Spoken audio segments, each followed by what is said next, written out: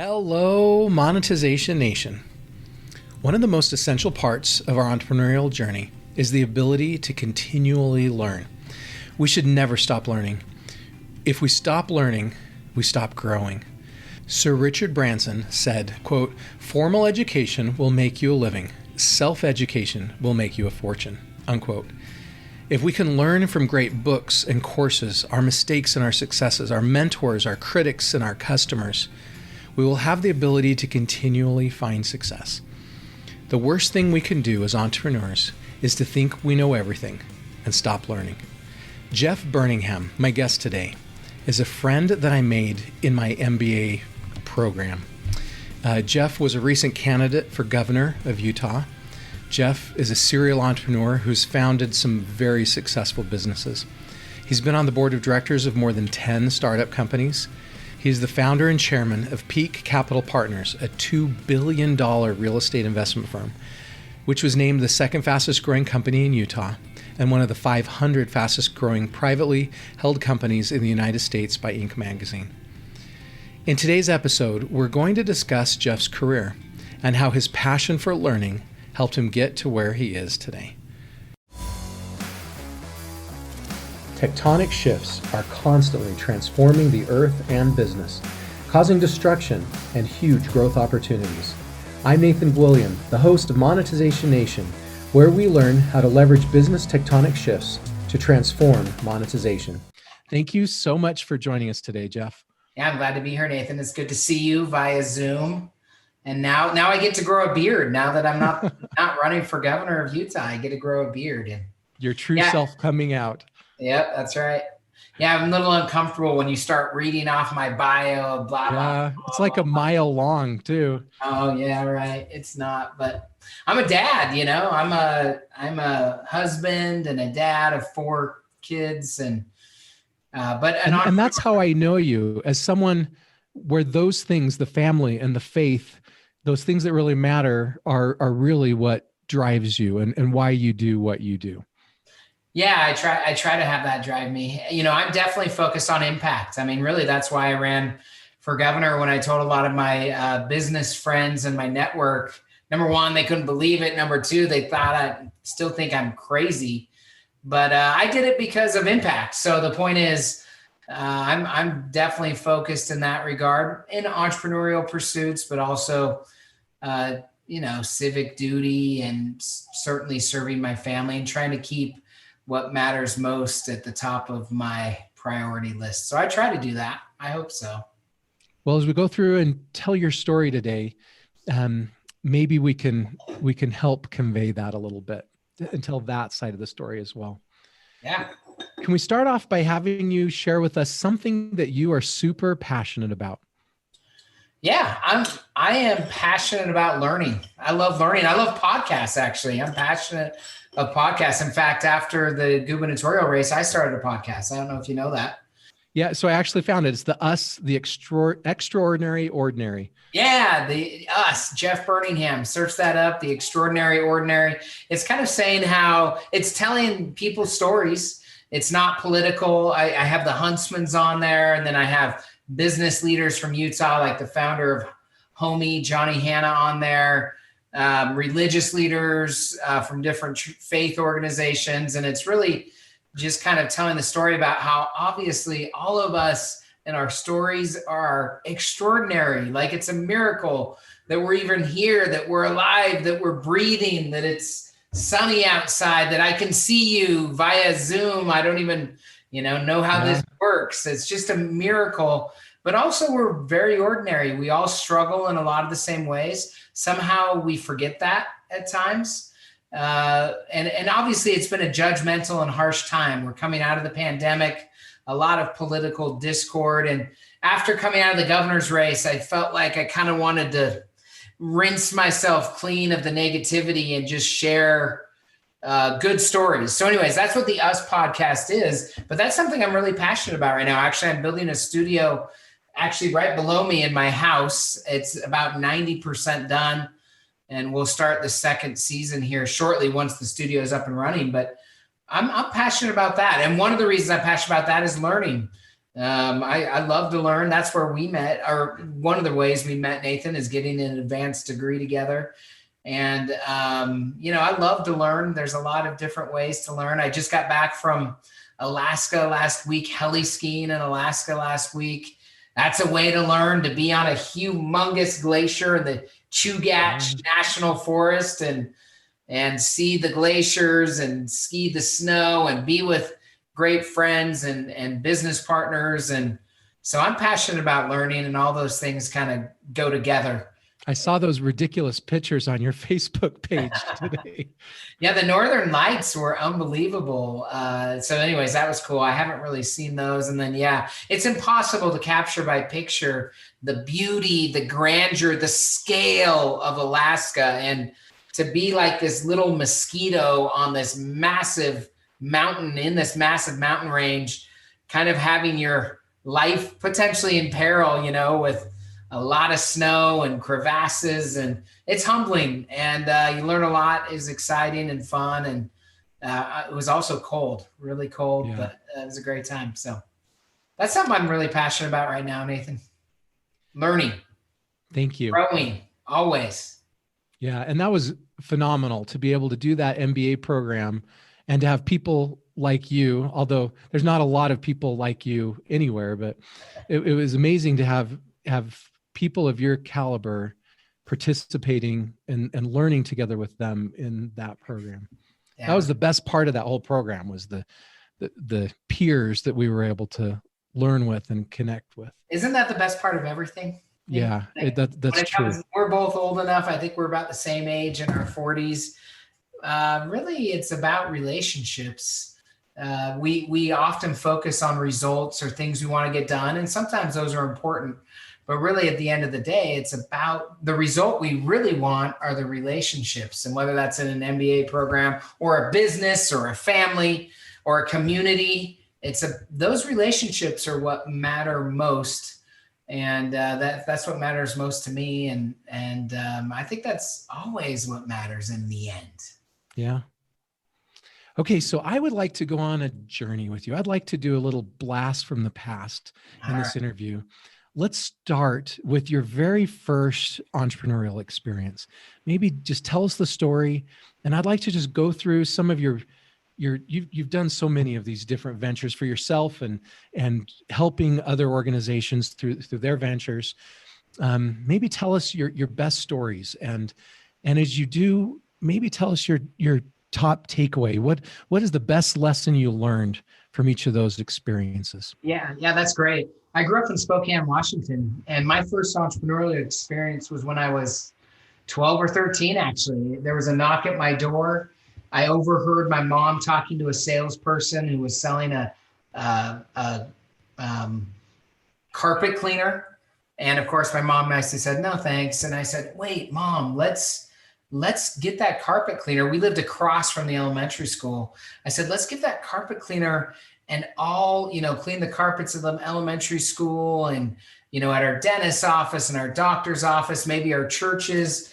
And I was a competitive basketball player. I actually loved basketball. I'm the oldest of 6 kids. So there wasn't a ton of money to go around. It was hard to pay for travel camps and shoes. And so I said, so I kind of begged her to help me, and they did. To credit to my mom and dad, they did, and we bought that carpet cleaner, and I started cleaning carpets when I was like 13, maybe 14, 15. I got too busy with school and basketball, et cetera, after that, so kind of handed the business down to my little brothers. But I think so that was a great learning experience, and 2 things I think I learned from that. Number one, we don't get there alone. We almost always need help, whether it's through investors or mentors or partners or employees. Without my mom and dad, even though, again, we were kind of solidly middle class or lower middle class,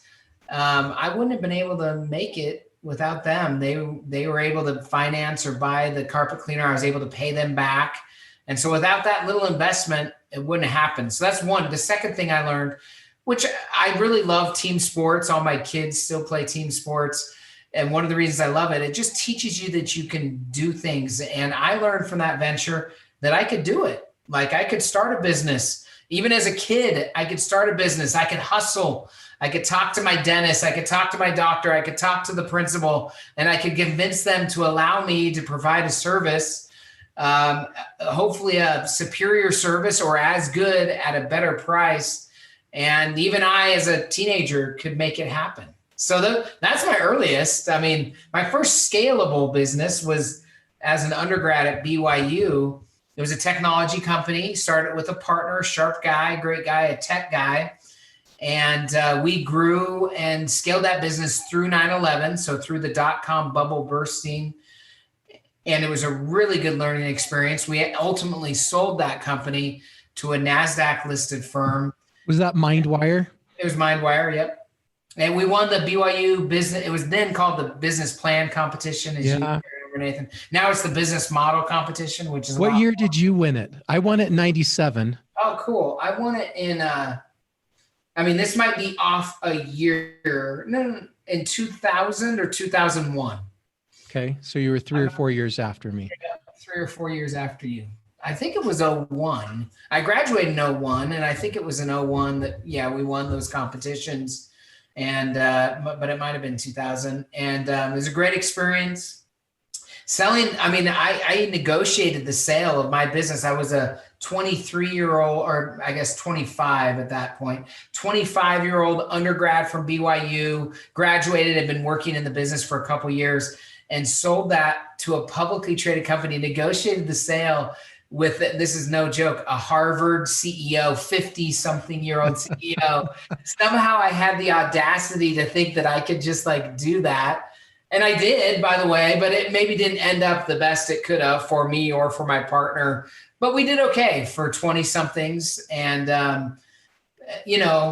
I learned a lot about transactions in that early sale. Not everyone was happy. It was hard to sell my baby into a bigger entity, and then to see it kind of, my little business, to see it kind of gobbled up by a bigger entity. And I also learned that it was hard for me to work for someone else. It wasn't as motivating to me to follow someone else's vision.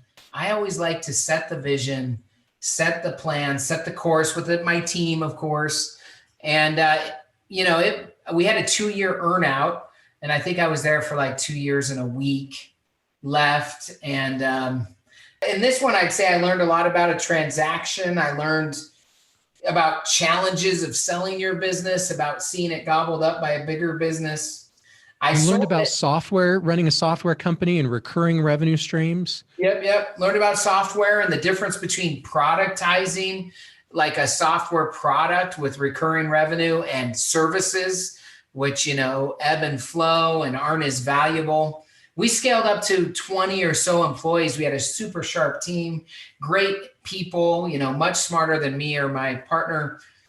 But anyways, ended up selling it and then seeing it get absorbed and change. That was hard. But 2 years and a week later, I left the publicly traded company that acquired us. I helped open an office here and at the Cottonwood Corporate Center in Salt Lake City, Utah. But I left and I was heading back to graduate school actually in Boston. So well before we went, but received a church assignment that kept me in Provo. And really without that, I might not be in Provo, and I may not have started. I started Peak Capital Partners. So with two of my best buddies from undergrad at BYU, one of them was my best friend. We ran the management consulting club together at BYU. So my senior year, I was graduating from college, flying around the country with Jamie, interviewing at like Bain and McKinsey. And then I was also running my startup with my partner, Josh. So it was a busy year. And Jamie and I reconnected.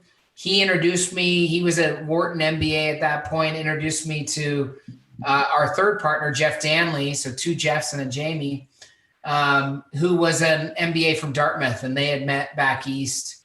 And the thought was, man, there's going to be a pullback in real estate. Let's buy distressed assets when there's a pullback. And so we formed up, I think, December of 2006. So we pre-timed the market a little bit. Yeah, great timing. It was really hard. We had no idea how. I remember the first couple of days in our office. This is my home office now, but we sat in an office probably half the size of this, three of us back to back to back, reading headlines like Lehman Brothers is failing, AIG goes under, and we didn't know if we'd make it. The funny thing is, we probably had 2 to 3 years with almost virtually no revenue. And it's funny now, and it's both Jamie and Jeff, I think we're looking for other jobs. The funny thing is, as the entrepreneur and the, in the group and the visionary guy, not that they aren't, but just, I had no doubt that we were going to succeed, like it wasn't even crossing my mind, but they were smart and kind of making plans. That's how tenuous it was. But when we turned it around quite significantly. And we owned a ski resort here in Utah for quite some time, have bought, I think, over $5 billion worth of real estate now. Wow. And we're mainly in multifamily housing. And so anyways, again, when we turned it around, it was a really lean 2 or 3 years.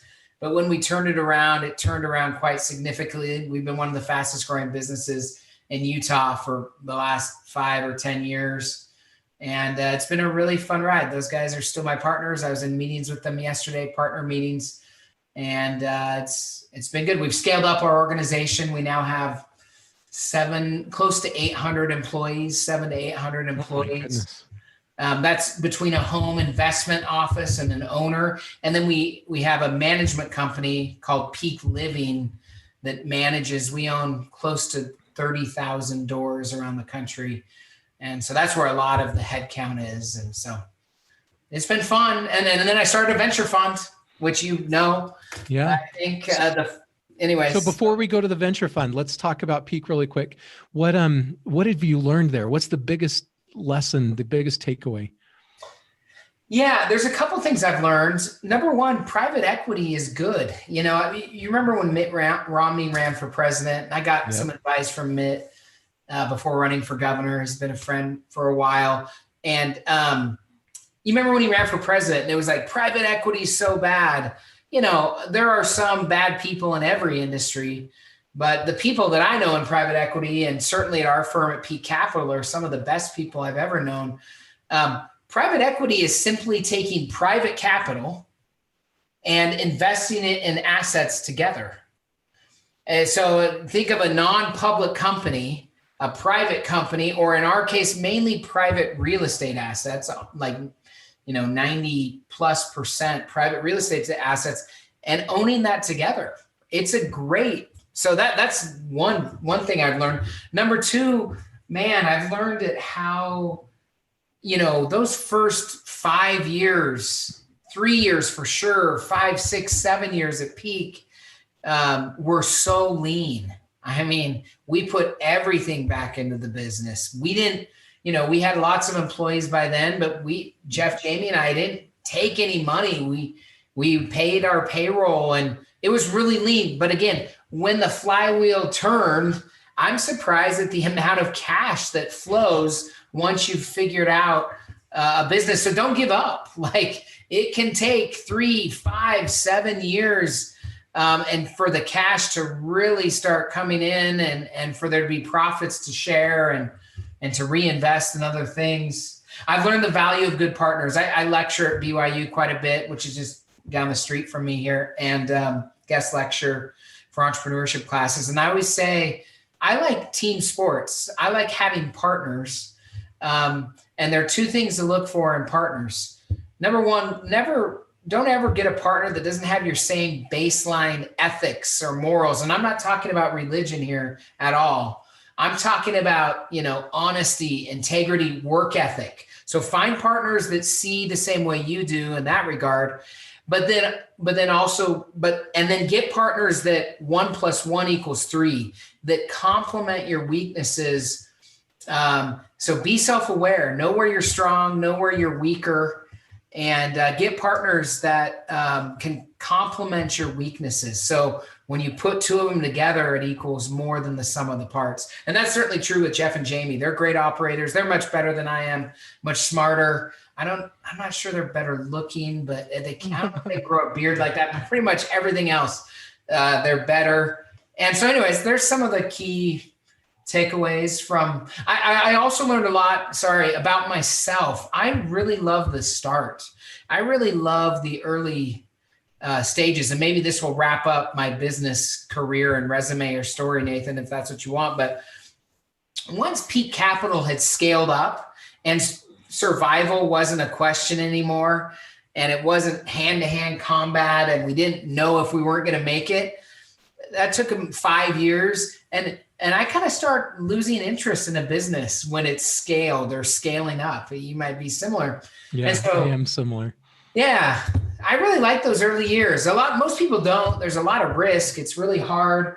But I find it to be kind of going back to what I'm passionate about, what you asked earlier, learning. That is such a rich time of learning. And so I love those first 5 years. I love the start.